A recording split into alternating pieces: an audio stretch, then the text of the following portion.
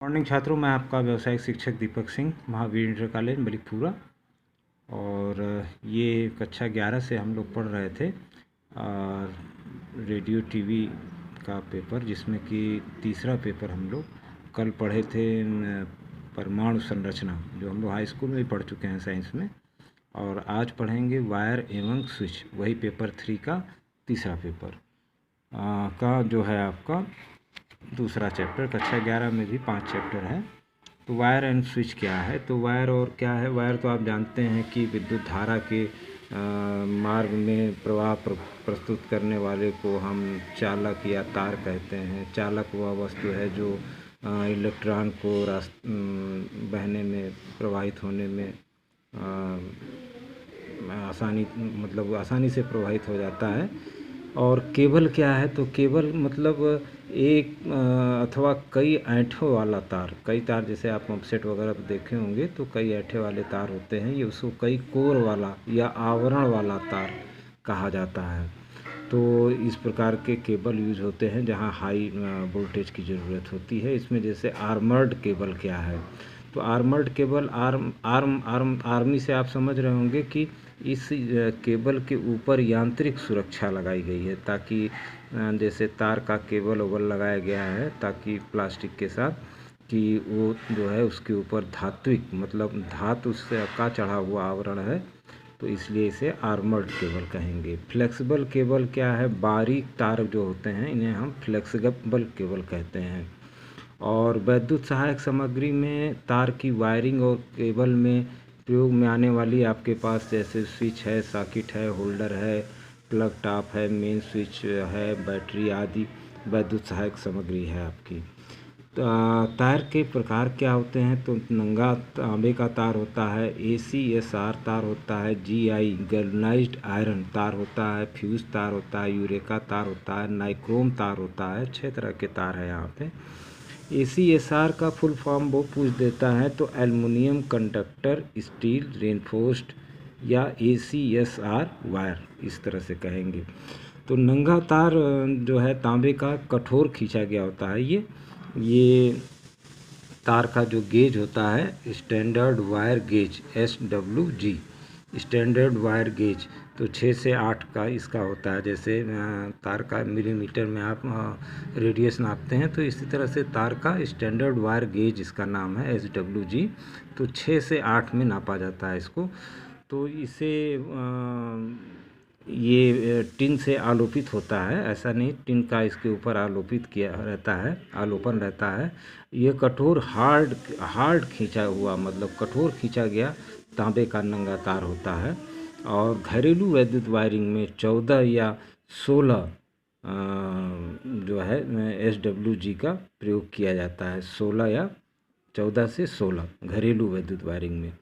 AC तार जो है ये 5-6 एल्युमिनियम तारों के 5-6 एल्युमिनियम के तार लीजिए और उनके बीच में एक स्टील का तार रख कर स्टैंडर्ड तार के रूप में बनाया जाता है। और ये तार जो है महंगे होते हैं और ओवरहेड लाइंस में आजकल इन्हीं का उपयोग होता है ACSR का। तो मतलब 5-6 एल्युमिनियम के तार लेके एक स्टील का तार बीच में रख के उसमें इसके ऐंठने से स्टैंडर्ड तार के रूप में इसको बनाया जाता है।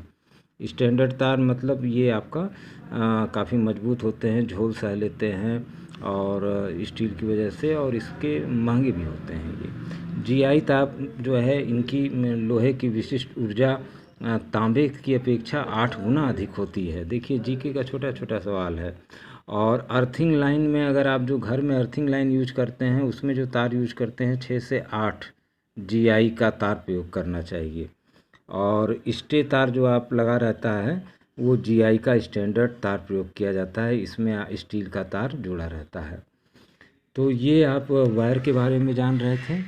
और वायर में विद्युत वाहन क्षमता जो है 40 डिग्री पर प्रायः देखी जाती है, अधिकतम मान जो उस पर विद्युत धारा को सह सके, वाहन क्षमता कहलाती है 40 डिग्री टेम्परेचर पे। तो वही विद्युत धारा वहन क्षमता तार की कहलाती है। और तार की मोटाई जितनी अधिक होगी मतलब तार की मोटाई, उसका फ्यूजिंग विद्युत धारा का मान भी अधिक होगा। मतलब मोटाई जितनी अधिक होगी, फ्यूजिंग विद्युत धारा का मान भी अधिक होगा। तो ये हम जो है मिश्र धातु में फ्यूजिंग तार बनाते हैं, और अलग अलग धारा के लिए अलग अलग धारा का मान, आपके घर में जितनी करंट आ रही है उस हिसाब से आप धारा का मान निश्चित करके अपना फ्यूजिंग वायर बना सकते हैं। वोल्टेज के ग्रेड के आधार पर केबल को बांटिए। तो वोल्टेज में देखिए, निम्न वोल्टेज होता है 220 वोल्ट से नीचे, तो लो LVH कहा जाता है, लो वोल्टेज केबल। और मध्यम voltage cable, medium voltage cable, ये 22 किलो वोल्ट से ऊपर हो जाता है। 220 का नीचे 220 तक निम्न, और 22 किलो वोल्ट से तक जो है आपका मीडियम। और high HVC high voltage cable जो है आपका 22 किलो वोल्ट से ऊपर। और अति एक्स्ट्रा हाई वोल्टेज केबल आपका 33 किलो हर्ट्ज, जो आपने देखा होगा गांव में ऊपर से ओवरहेड लाइन जाती हैं, तो 33 किलो वोल्ट से नीचे, तो 11 भी जाती है 33 भी जाती है, तो 33 आपका 132 भी जाती है, तो 33 से ऊपर को हम कहेंगे अति उच्च वोल्ट केबल। तो ये 4 तरह की केबल आपके पास होती हैं। और केबल के प्रकार अगर आप देखें तो ये तो आपका एक तरह से वर्गीकरण हुआ केबल का। और प्रकार अगर आप देखें तो कई तरह की केबल होती हैं। फ्लेक्सिबल केबल आपने जान ही लिया, आर्मर्ड केबल आपने जान ही लिया, और PVC केबल आपने जान ही लिया, और वेदर प्रूफ एक वल्कनाइज इंडिया रबर केबल होती है, VIR, ये पूछ देता है फुल फॉर्म, तो वल्कनाइज इंडिया रबर केबल। और उसके बाद फिर आप आर्मर्ड केबल है, ये कई तरह के केबल हैं और इनका अलग अलग प्रयोग किया जाता है। हर तार का SWG नंबर और या उसका व्यास, SWG नंबर क्या व्यक्त करता है, उसका व्यास, तार का व्यास क्या है, त्रिज्या नहीं, तो व्यास को व्यक्त करता है ये SWG, standard wire gauge. Switch क्या है, तो स्विच क्या है, आप सीधी सीधी बात जानते हैं कि धारा के मार्ग में अवरोध या मतलब स्टार्ट कर देना और समाप्त कर देने वाली युक्ति जो है वही आपकी स्विच कहलाएगी। ये 3 प्रकार की होती हैं। एक तो सरफेस आपका होता है, ये आप घर में जो लगाए हुए हैं इस तरह का सरफेस स्विच चित्र बना के बता देंगे। इसमें एक न्यूट्रल और एक फेज होता है, ऑन ऑफ करेंगे तो बल्ब जलेगा इस तरह का। इसी में एक 2 वे वाला भी होता है, 2 बल्ब जलने बुझने के लिए होता है। उसके बाद पुश बटन स्विच होता है, इस तरह से आप दबा दीजिए तो आप जले बुझेगा। सीलिंग स्विच होता है। उसके बाद ये स्टार्टर आपने देखा होगा, क्लैट स्विच आपके घर में होगा। 3 पोल वाला भी क्लैट स्विच हो, इसको कहते हैं 3 पोल का क्लैट स्विच। और उसी तरह से संरचना के आधार पे भी अगर आप देखें तो कार के अनुसार तो हो ही गया पुश का और दबाना और ये चेंजर। और कार के अनुसार मान लीजिए मेज पर रखा है तो ये इस तरह से टम्बलर स्विच कहते हैं इसको। ये इसके बाद ये फ्लश स्विच होता है, फ्लश टाइप स्विच ये रहता है। और इसमें आप इसको मैकेनिकल भी देख सकते हैं अपने बाथरूम में, तो ये फ्लश इलेक्ट्रिकल में है, तो मैकेनिकल इलेक्ट्रिकल लगभग सेम है। फिर उसके बाद रोटरी स्विच जो बड़ा एक स्लाइड स्विच होता है, ये आप खिसका के रेडियो में भी देखते होंगे और पंखे में भी चलाते हुए देखते होंगे। स्लाइड स्विच आपका है। रोटरी स्विच होता है, ये पंखे के अंदर लगा रहता है जिसमें स्पीड घटाते बढ़ाते हैं आप। और MCB आजकल चल गया है कि जो फॉल्ट आती है तो ये गिर जाता है, तो MCB mini circuit breaker. Mini circuit breaker मतलब एक तरह से धारा का मान नियंत्रण रहता है इसमें, और ज़्यादा धारा जाने लगती है तो ये अपने आप को ऑटोमेटिक ऑफ कर लेता है। तो ये एक तरह से आपका अच्छा है और आजकल मार्केट में यही चल ही रहा है। और एक मेन स्विच होता है 2 पोल के 3 पोल के, इसमें DPI या TPI स्विच होते हैं।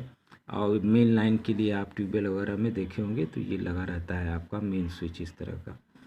तो इसको आप खोल के भी देख सकते हैं, चित्र भी बना सकते हैं। मेन स्विच के बारे में पूछा जाए तो ये आप बता सकते हैं ऑन ऑफ के लिए होता है। तो तार और वायर लगभग यही ख़त्म हो जाता है। छोटे छोटे क्वेश्चन है, मैं आपको पेज में दे रहा हूँ, आप देख सकते हैं। विद्युत धारा प्रवाह के लिए तार बनाए जाते हैं, धातु के बनाए जाते हैं। और उसके आजकल सबसे अधिक PVC केबल प्रयोग किए जाते हैं, सही बात है। पोलराइज पॉलीविनाइल क्लोराइड केबल ये।